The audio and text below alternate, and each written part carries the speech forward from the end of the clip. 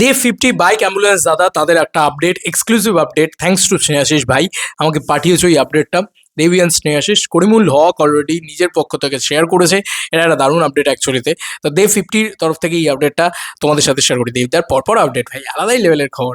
তো যাই হোক, করিমুল হকের বাড়িতে পৌঁছে গিয়েছে দেবদার প্রোডাকশন টেকনিশিয়ান টিম, যারা অ্যাকচুয়ালিতে এই শুটিংটা করবে। করিমুল হক এর বায়োপিক বাইক অ্যাম্বুলেন্স দাদা যারা শুটিং করবে, তারা কিন্তু বাইকের প্রতিটা ইঞ্চি ইঞ্চি মেপে নিচ্ছে, কারণ তারা সেখানে কোথায় ক্যামেরা বসাবে, কি বৃত্তান্ত করবে, সেরকমটাই লেখা হয়েছে আর কি করিমুল হকের পক্ষ থেকে। আমরা একটুখানি পড়ে দেখি। হ্যাঁ, প্রথম যে পয়েন্টটাকে নিয়ে একটুখানি ভিডিওটা দেখবো, কি করছেন টিম।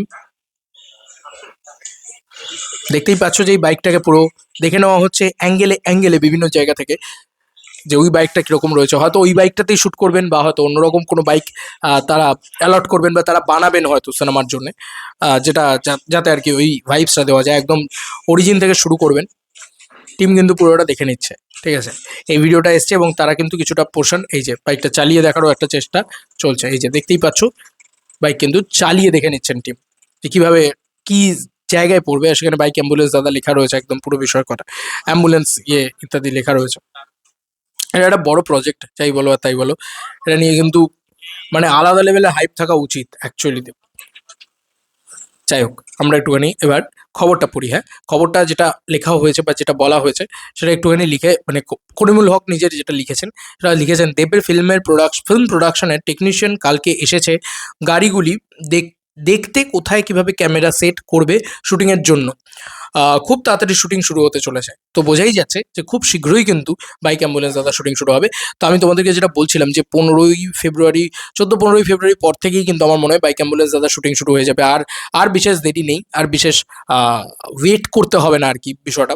আমার মনে হচ্ছে যে খুব শীঘ্রই আমরা দেখতে পাবো যে দেবদা শুটিং ফ্লোরে চলে গিয়েছেন, এবং দেবদা অলরেডি বাইক নিয়ে বিভিন্ন রকম জিনিসপত্র শুরু হয়ে গিয়েছে। এবং একদম অরিজিন স্টোরি থেকে যেহেতু দেখানো হবে, তো সেক্ষেত্রে একদম মানে প্রথম থেকে আস্তে আস্তে, প্রথমে বাইকের পিছনে বেঁধে নিয়ে যাওয়া থেকে শুরু করে আস্তে আস্তে ওই পুরো বাইক অ্যাম্বুলেন্স, ওই বাইকটা তৈরি করা, এটাও আমার মনে হয় সিনেমার ভিতরে হয়তো থাকবে।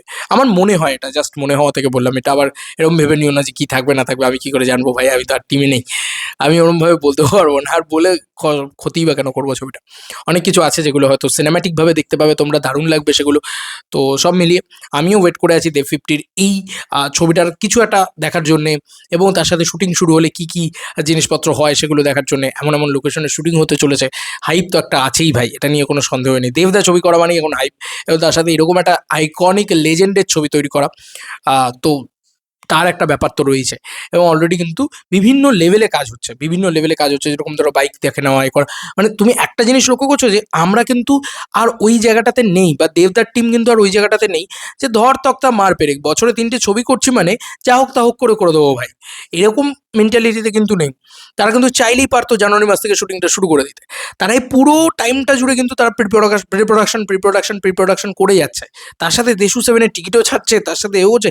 কি টিম মাইরি ভাই, আলাদা লেভেলের ডেডিকেটেড টিম, বলতেই হচ্ছে এটা। মানে বস, প্রচণ্ড প্রচণ্ড একটা এফিশিয়েন্ট টিম, এবং প্রচণ্ড প্রচণ্ড এফিশিয়েন্ট পুরো পুরো ইউনিটটা, এটা বলতেই হচ্ছে। কারণ একটা সুপারস্টার বড় হয় তার টিমের জোরে, আমার মনে হয় আরও বেশি বড় হয় টিম। মানে শুধু ভেঞ্চার্স টিম আমি কেন বলবো, যারা প্রোডাকশন টিম আছে তারাও, মানে রম্বানিদি থেকে শুরু করে লালুদা থেকে শুরু করে টয় দা, তারা তারা পুরো যে টিমটাকে দেখি, তারা খুব ফাস্ট ফাস্ট শুটিং তোলে। কিন্তু তারা তার আগে একটা হিউজ প্রি প্রোডাকশন করে নেয়, তার আগে একটা পুরো করে নেয়। আমি দেখেছি, এগুলো দেখেছি বলে বলছি আর কি, ভালো লাগে সেগুলো। তারা কখনো শুটিংয়ে তাদের কোনো মানে ছোটো একটা প্রবলেমও হয় না, আমি দেখি। তো এটা একটা বড় বিষয় না, এত বড় ইউনিট নিয়ে শুটিং করে। তো এটা একটা খুব ভালো দিক অ্যাকচুয়ালি তো বলতে গেলে। এবং দেবদানা এটা ভেবে নিয়েছে যে ভাই আমি খুব যত্ন নিয়ে একটা প্রজেক্ট বানাবো। এটা কখনোই না আমার ছবি মানে খারাপ ছবি। পাবলিক কেন আমার ছবি দেখছে, যখন দেখছে তখন তাদেরকে আমি টেকেন ফর গ্রান্টেড নেবো না, যে আমি যা হোক তা হোক বানিয়ে দেবো। এই ব্যাপারটা দেবের ভিতরে নেই। আমি একটা 3টে ছবি করবো, কিন্তু 3টেই ক্রিম ছবি করবো। হয়তো দেব যে জায়গাটা এখন রয়েছে, ওর বক্স অফিস 6টা ছবি করে নিতে পারতো ভাই বছরে, আরামসে করে নিতে পারতো ভাই। 1 মাসের ছবি শ্যুট করতো, 3 মাসে প্রি প্রোডাকশন, ছবি রিলিজ, যা। মানে এরকম একটা ব্যাপার, 2 মাসের ভিতরে ছবি রিলিজ করে দিচ্ছে বাংলায় সব। 1 মাসের ছবি কি 10 দিনের ছবির শুটিং শেষ, ঠিক আছে। এই ভাইবসটা কিন্তু দেবদার ভিতরে নেই। এবং প্রি প্রোডাকশনে কতটা সময় লাগাচ্ছে যাতে তারা শুটিংটাতে একদম ক্রিম জিনিসটা করতে পারে, ঠিক আছে। তো এটার জন্য একটা স্যালুট তো বানতা হয়। চলো বন্ধুরা, নতুন কোনো ভিডিওতে দেখা হবে, বাই বাই।